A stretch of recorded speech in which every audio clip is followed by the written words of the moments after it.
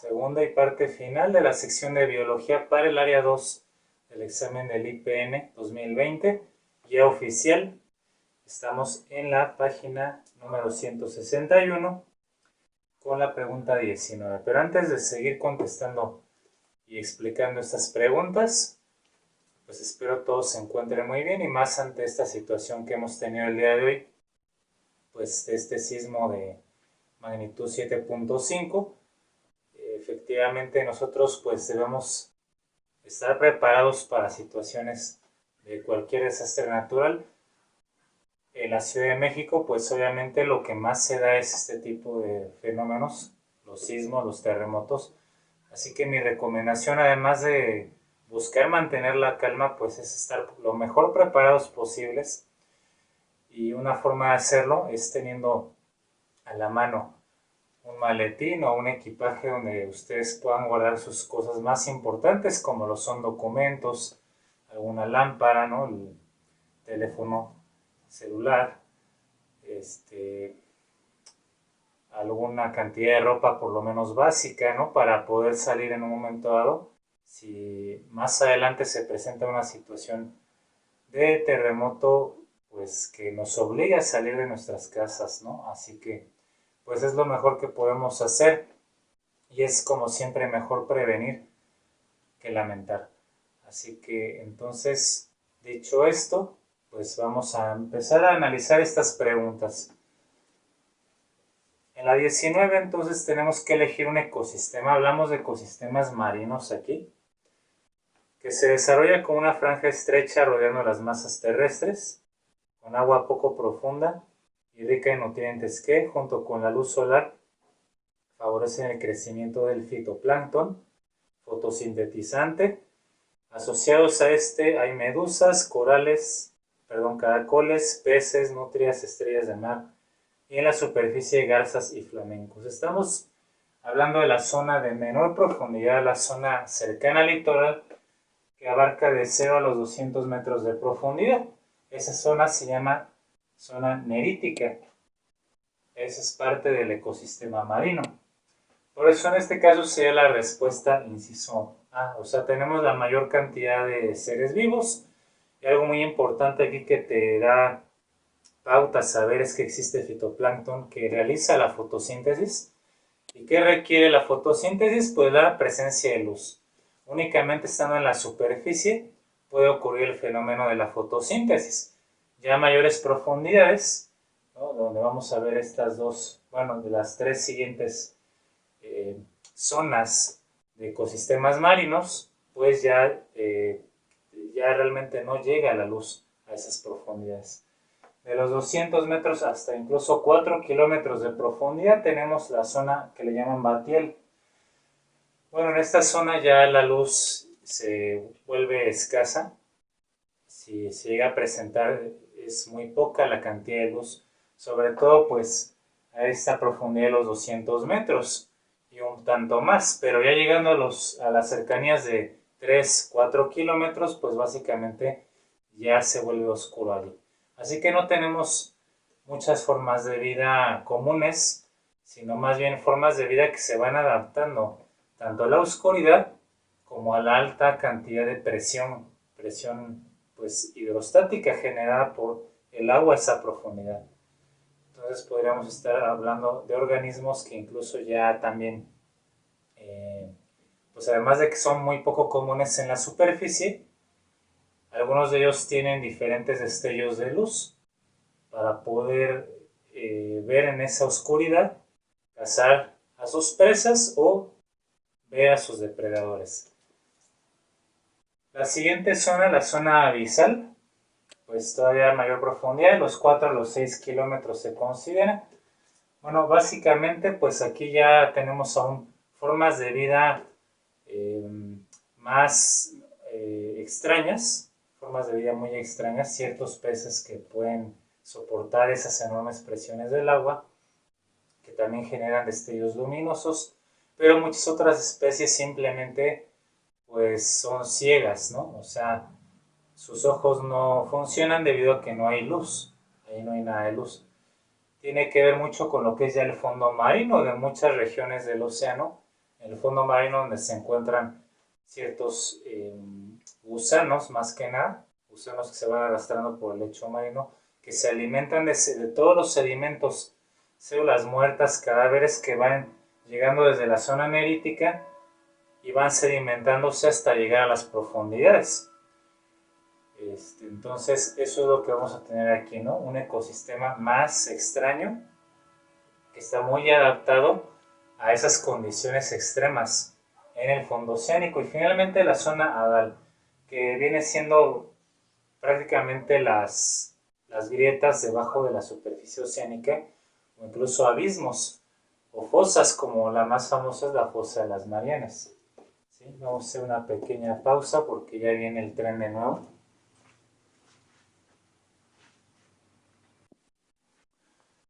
Bien, pues continuamos con la pregunta número 20 ahora, después de esta interrupción.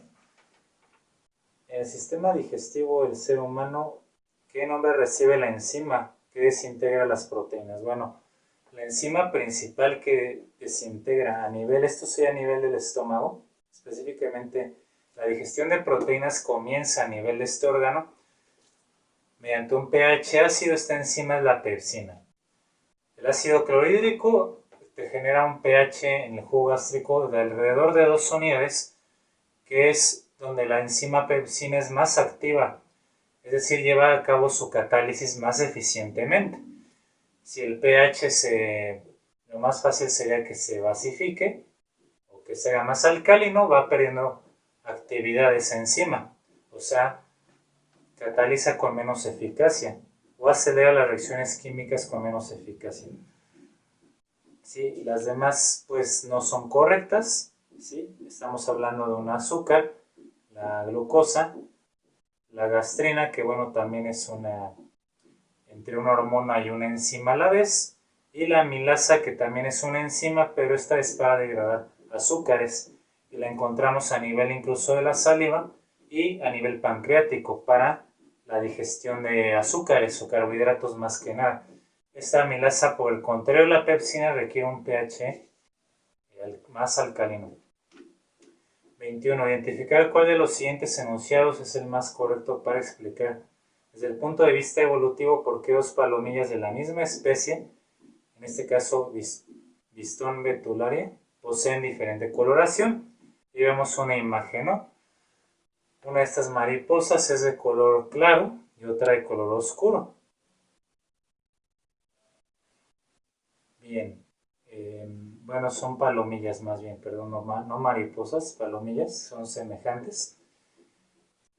Como nos están pidiendo desde el punto de vista evolutivo, ¿no? Conociendo las teorías evolutivas, pues lo que concuerda más con eso es el inciso B. En las poblaciones hay variabilidad genética, que ese es uno de los postulados principales de la teoría evolutiva de Darwin y también de la teoría evolutiva sintética o moderna. Puede estar asociada a mutaciones entre los individuos que sobreviven. Los que poseen mejores características pues son los que se adaptan, ¿no? Los organismos mejor adaptados son los que experimentan la selección natural o la supervivencia del más apto. Así que estos son los rasgos que más concuerdan con estos postulados de la teoría evolutiva. Número 22. Proceso por el cual en las células se oxida glucosa y se libera ATP como energía. Bueno, ese proceso es la respiración. Específicamente la respiración aerobia, ¿no? El oxígeno tiene el papel de agente oxidante, va a oxidar la glucosa. Recuerda esa reacción química, glucosa más oxígeno, que nos va a proporcionar energía en forma de ATP, que es lo más importante allí.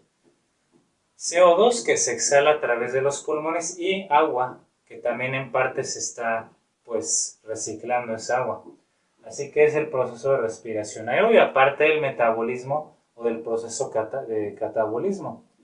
Las demás opciones pues son muy generales. Digestión se refiere al proceso, hay que hacer una diferencia entre respiración y digestión, porque la digestión va a ser el proceso en el cual, por un lado, la parte mecánica, que es con la dentadura, triturar el alimento, luego viene la parte química, que es enzimática, Todas estas enzimas hidrolíticas van a ir recortando las biomoléculas, que son macromoléculas. ¿Sí? Las proteínas ya sabes que las va a recortar en aminoácidos, cadenas de menor tamaño, para que después en el intestino delgado, por medio de sus vellosidades, puedan ser absorbidas hacia la sangre. Los azúcares son recortados polisacáridos, disacáridos hasta azúcar simple, o sea, monosacáridos. Los lípidos o grasas van a ser recortados a ácidos grasos, que ahí van a poder ser procesados de una mejor manera a través también del hígado y su transporte correspondiente en la sangre.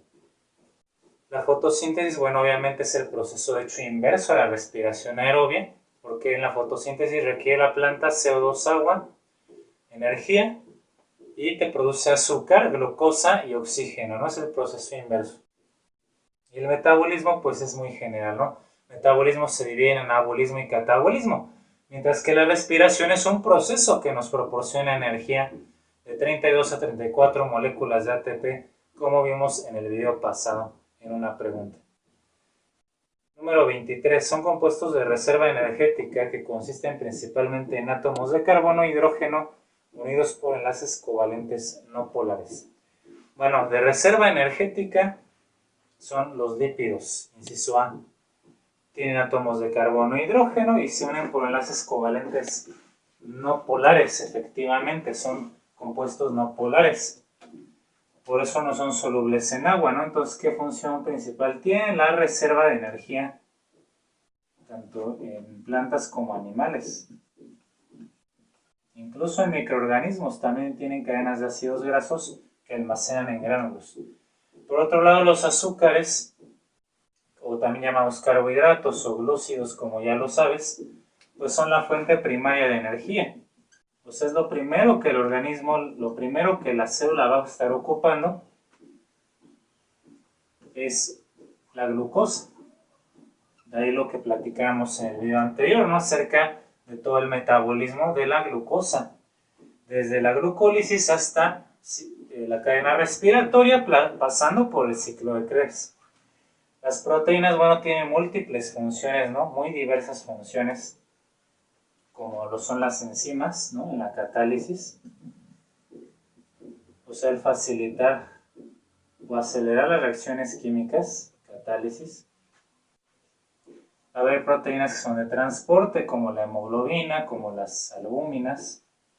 Va a haber proteínas que van a estar también como poros o canales en la membrana celular, como también ya lo sabemos de ese tema. Va a haber proteínas de defensa, es decir, los anticuerpos, o también conocidos como inmunoglobulinas. Va a haber proteínas que participen en la coagulación de la sangre. Va a haber proteínas estructurales como el colágeno, la elastina, etcétera, ¿no? Tienen muchas funciones las proteínas.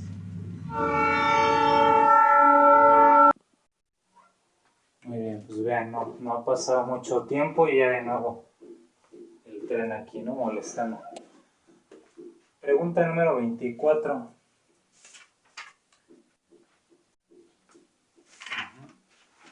Al observar células de la piel bajo el microscopio, puede encontrarse dentro de los componentes internos el siguiente organelo. La respuesta es la mitocondria.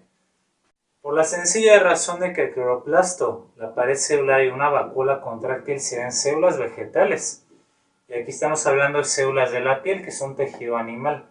Entonces, no puedes encontrar organelos que son vegetales en una célula, en un tejido animal, como lo es la piel. Para esto se emplean, pues, diferentes cortes de piel, diferentes muestras, como luego se hacen en algunas biopsias para fines clínicos, y así estudiar si hay alguna anomalía a nivel de ese tejido, como lo es la formación de tumores o cáncer. Se aplica una tinción para que estas mitocondrias o los organelos, las células en general, sean visibles al microscopio, y entonces ahí poder nosotros observar qué está ocurriendo realmente con estas células y tejidos. 25. Elegir qué sucede durante la metafase de la primera división meiótica. La respuesta correcta es la última, el inciso D. Los centrómeros se adhieren a las fibras del uso acromático. Bueno, vamos a hacer un pequeño dibujo aquí. Sí, entonces los centrómeros es la parte que está uniendo las cromátides del cromosoma.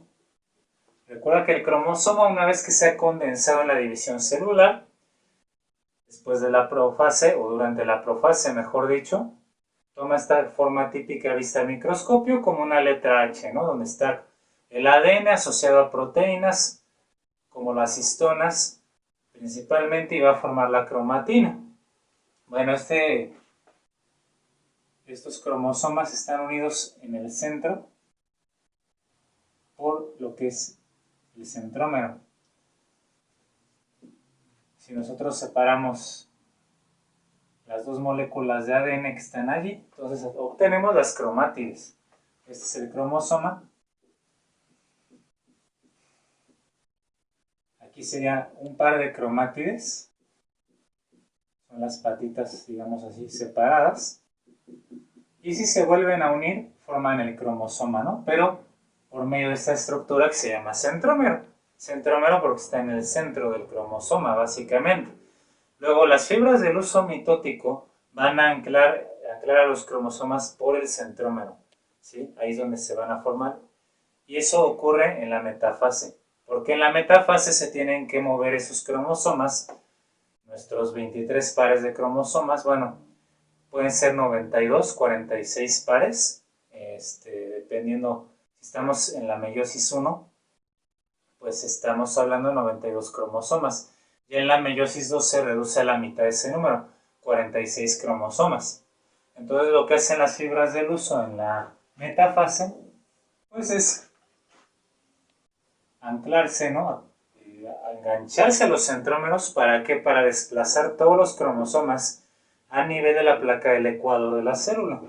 Como ya sabes que ocurre durante una metafase. Ya sea en la mitosis o en la meiosis también. Y bueno, ahí vamos a ver las fibras.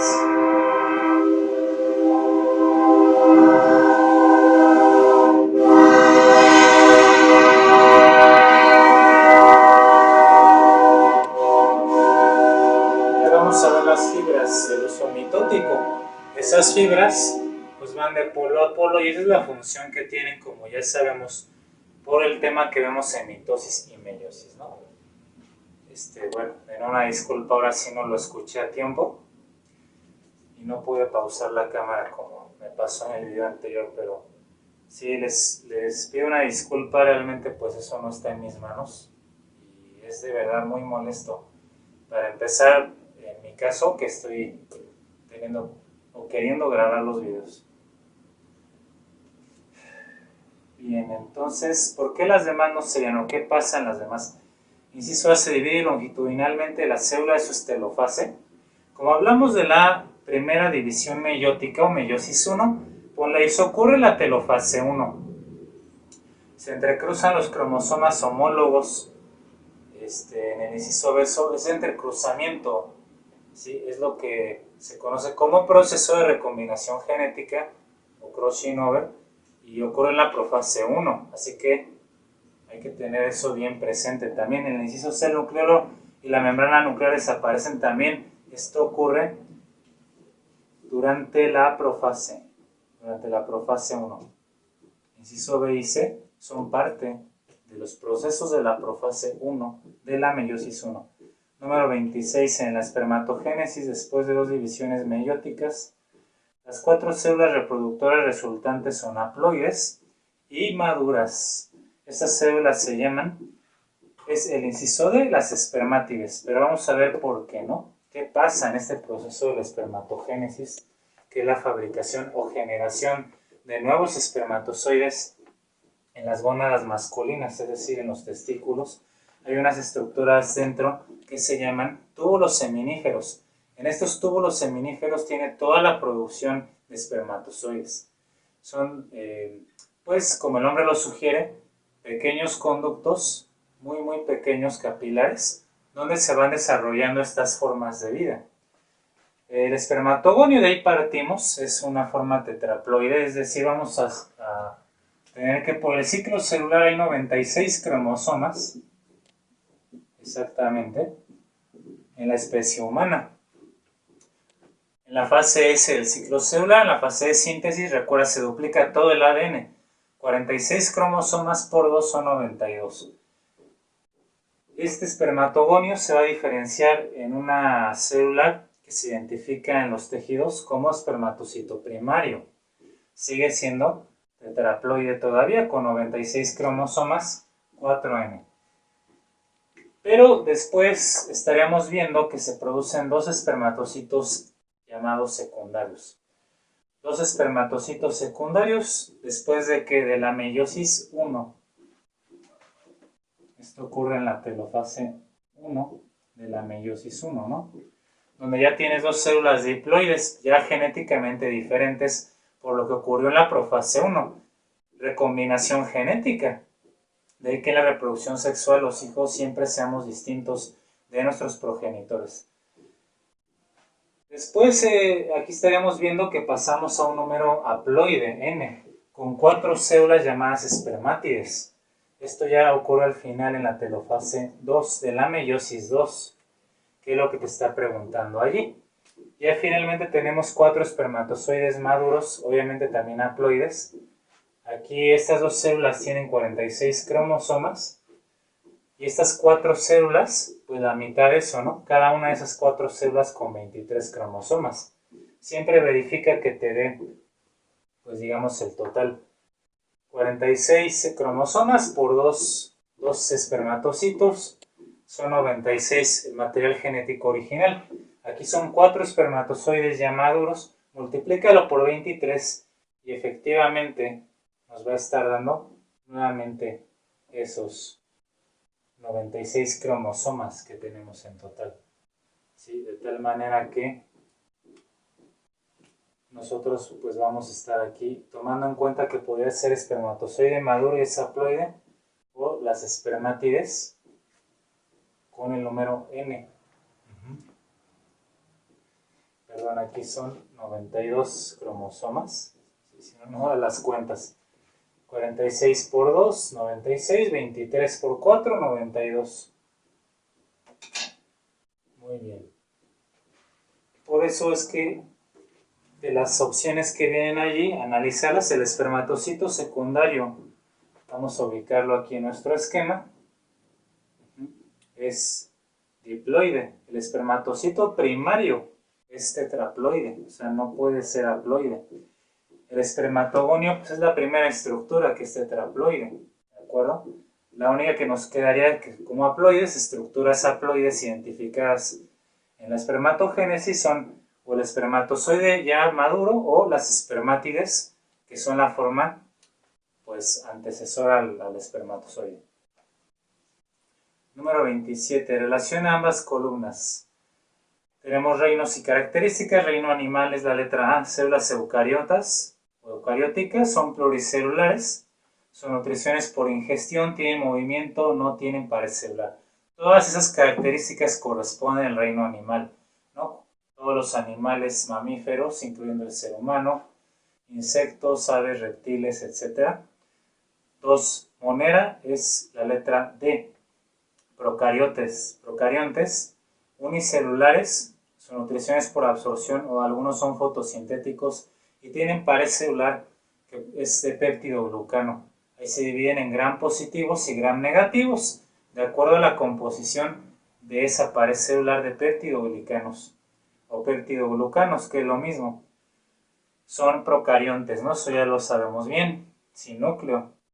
Protista, la letra B, son células eucarióticas, son unicelulares todavía, son formas de vida microscópica. Su nutrición principal es por absorción, ingestión o algunos también fotosíntesis, como las algas. Se mueven fácilmente porque viven en medios acuáticos y también tienen pared celular. Ahí sí la composición química de las paredes celulares son diversas, no hay una sola composición. Y finalmente el planta E es la letra C, eucariontes, pluricelulares, fotosintéticos, todos ellos no se mueven y su pared celular es de celulosa, como bien lo sabemos, ¿no? De las plantas. Perfecto, entonces al relacionar bien las columnas, el inciso B es la correcta. Número 28, de acuerdo con la figura presentada allí, tenemos realmente una especie de árbol filogenético. Los reinos con número 1, 2 y 3 respectivamente se caracterizan por ser, observa, reino Plantae 1, 2 fungi, 3 animalia, son, inciso C, pluricelulares y eucariotas, ¿sí? Con muchas células, animales, plantas y hongos, y pues todos ellos son eucariontes, ¿no? Con núcleo definido en nuestras células. 29. De acuerdo con la ley del diezmo en ecología, existen pocos consumidores cuaternarios debido a que es la letra D, capturan la menor cantidad de energía de todo el sistema trófico. ¿Recuerda la pirámide de niveles tróficos? Donde tenemos a los organismos productores, que son los autótrofos, o sea, las plantas. Estos son los organismos que captan la mayor cantidad de energía en el ecosistema a partir de la luz del sol. Luego pasamos a los consumidores primarios, o sea, los herbívoros. Pero los herbívoros van a obtener únicamente, en promedio, cerca del 10% de la energía. Por ejemplo, si aquí tenemos 1000 kilocalorías, supongamos, se obtiene el 10%, quítale un 0, o sea, 100 kilocalorías. Luego los consumidores secundarios, o sea, los carnívoros, van a obtener también alrededor de solo el 10%, en este caso 10 kilocalorías. Los terciarios, 1 kilocaloría, quitándole un 0 más. Y los cuaternarios sería 1/10 de kilocaloría, ¿no? Por eso, debido a que el flujo de energía va disminuyendo un 90% o solamente se preserva el 10%, pues hay pocos consumidores en la parte superior. Los podemos considerar, como dice aquí, consumidores cuaternarios en esa categoría. Por eso la respuesta D es la correcta. Ahora recuerda, la energía no se crea ni se destruye, solo se transforma. ¿Qué pasa con el resto de energía? El resto de energía, ¿sí? O sea, el otro 90%, se te va a estar disipando como calor. En cada una de las etapas o niveles tróficos se va a estar disipando como calor. Y ahí está la otra parte de la energía, que se disipa realmente en el ambiente. Número 30. En una cadena alimenticia de la zona árida de México, un coyote está clasificado como, bueno, piensa en el coyote, ¿qué papel tiene, no? Es un animal de hábitos básicamente carnívoros, así que si es un carnívoro, estamos hablando de los que se comen a los herbívoros. Consumidor secundario, por eso es el inciso D. Productor sobre las plantas, saprófito es cuaternario, básicamente son organismos descomponedores como hongos, bacterias, gusanos que viven en la tierra y degradan la materia orgánica en descomposición. Consumidor primario, pues son los herbívoros, como lo acabamos de ver en la pregunta anterior. 31. ¿Cómo se llaman los organismos que solo se distribuyen en regiones geográficas muy específicas? Son especies endémicas, inciso B. El término endémico se refiere a que solamente habitan en regiones bien delimitadas, bien específicas de un determinado ecosistema, ¿sí? 32. ¿Cuál de los siguientes factores ecológicos es biótico? El ecosistema, de hecho, por definición en ecología, es la interacción de factores bióticos y abióticos.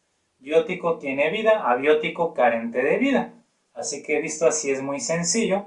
La vegetación es la única que tiene vida. Temperatura, latitud y el agua pues son factores abióticos del ecosistema. 33. Relaciona los conceptos de la columna izquierda con las características en la derecha. Biomasa es la letra B. Cantidad de materia viva que hay por unidad de superficie. El prefijo bio, vida, masa viva, entonces. Productividad, inciso A o letra A, es el cociente o la división entre la producción y la biomasa. Bueno, esta biomasa que tanto produce en energía, por ejemplo. Eso se da mucho en las cuestiones biotecnológicas. Ustedes van para alguna de estas carreras que tienen que ver con ingeniería bioquímica, ingeniería biotecnológica, etcétera, pues van a ver mucho eso en el laboratorio y en la teoría, en sus correspondientes planes de estudio. Por ejemplo, la fermentación es un típico proceso que se cita ahí, ¿no? De toda la biomasa, de todas las levaduras que están en un tanque, cuánto alcohol producen, por ejemplo, ¿no? Si es un cultivo láctico, cuánto ácido láctico producen. O si estamos nosotros produciendo alguna otra sustancia, por ejemplo, como el ácido cítrico, que también puede ser por fermentación, pues cuánto ácido cítrico se te produce, ¿no? Y haces tu cálculo matemático dividiendo, entonces, esa producción entre la biomasa y se puede sacar incluso en porcentaje, ¿no? Ya multiplicándolo por 100. Producción y entre biomasa. 3. Termodinámica. Inciso o letra D. En cualquier interconversión de una forma de energía a otra, se libera energía calorífica. Bueno, termodinámica ahí habría que especificar en la segunda ley de la termodinámica. No existe ningún sistema que sea 100% eficaz en convertir toda su energía en trabajo. ¿Por qué? Parte de esa energía se va como calor, como aquí ya lo anotamos, incluyendo los sistemas biológicos. Y la 4, producción neta, pues se define con la letra C que nos resta, cantidad de materia orgánica que los productores sintetizan por unidad de tiempo. ¿Cuánta materia orgánica sintetiza de interés un organismo en cierto tiempo, por día, por hora, por semana, etc.? Eso también se utiliza mucho a nivel de la industria, sobre todo allí. El fenómeno 34, el fenómeno llamado crecimiento, inciso A, es un aumento en la masa celular y se expresa como un aumento en el número de células, como el caso de los hongos. Bueno, puedes ver el crecimiento de un moho. ¿Por qué se ve que va creciendo dentro de un pan, la superficie de una tortilla o de otro alimento? Porque se va reproduciendo, va creciendo, y por eso es que nosotros estamos hablando de crecimiento aquí. Es el aumento del número de células. La reproducción hay que tener cuidado porque la reproducción, aunque va de la mano con el crecimiento, se puede referir a una forma sexual o asexualmente. Aquí en el crecimiento en general estaríamos hablando de procesos por mitosis, ¿sí? Que son procesos de división celular. Así que ahí se puede confundir, pero siempre guíate por el aumento del número de células. Tenemos una, luego dos, luego 4, 8, y así se va duplicando. Eso es el crecimiento. Piénsalo en el crecimiento también de una colonia de bacterias, ¿sí? Que tienes ese crecimiento exponencial dadas condiciones favorables en un medio de cultivo. Y finalmente la 35, organelo citoplasmático que interviene en la división celular y solo se ha observado en células animales. Bueno, inciso A, centriolos. Los centriolos únicamente se encuentran en células animales.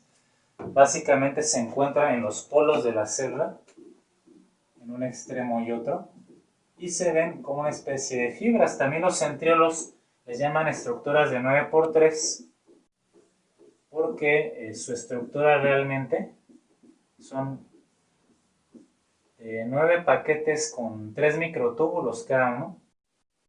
Llevamos un paquete de 3 microtúbulos, 2, 3, 4, 5, 6, 7, 8 y 9. Es una estructura compleja. Los centriolos son estructuras de 9×3 microtúbulos. Vamos a anotar aquí. Estos microtúbulos pues son proteínas fibrosas realmente, proteínas de resistencia, que dan estructura, dan forma, dan resistencia a nivel de la célula, pero también participan en el proceso de división celular, ¿sí? En la mitosis o meiosis de los animales. Las plantas realmente pues no poseen esas estructuras, ¿sí? Únicamente las células animales. Los hongos básicamente tampoco, ¿sí? Puede haber estructuras semejantes, pero muy poco desarrolladas. Así que estos organismos que no tienen microtúbulos, ¿cómo compensan ese hecho? Mediante la pared celular de quitina en hongos, de celulosa en plantas, de peptidoglicanos en bacterias y así sucesivamente. Los ribosomas pues tienen una función muy diferente, sintetizan proteínas. El aparato de Golgi va a modificarte proteínas para secretarlas mediante vesículas secretorias, como se ha visto en el tema de célula. El retículo endoplásmico, bueno, pues se divide en liso y rugoso. El rugoso, síntesis de proteínas mediante ribosomas; el liso, metabolismo de grasas o lípidos, ¿no? Entonces, tienen funciones totalmente distintas a lo que aquí te están pidiendo, por eso es el inciso A, claramente. Bien, pues aquí entonces concluimos con la segunda parte, ya final del área 2, para este examen del 2020, que se ha programado por ahí a finales de agosto, salvo que se vuelva a tener que modificar la fecha, ¿no? Así que sigan adelante, sigan avanzando, y como les decía al inicio de este video, pues sigan preparándose, no hay que confiarnos, no hay que bajar la guardia ni en cuanto a la cuestión de la pandemia del coronavirus, ni tampoco pues por cuestiones que obviamente no podemos nosotros predecir, ¿no? Así que pues hay que prepararnos lo mejor posible, conservar la calma también lo mayor posible, bajar el estrés para que eso pues no nos cause otros males, ¿no? Que de por sí ya están presentes. Pues vamos a poner toda nuestra parte para pues, salir lo mejor librados posibles y pronto pues, restablecer nuestras vidas normales. Así que les mando un fuerte abrazo, un saludo y mis mejores deseos para que todo se encuentre muy bien por allá.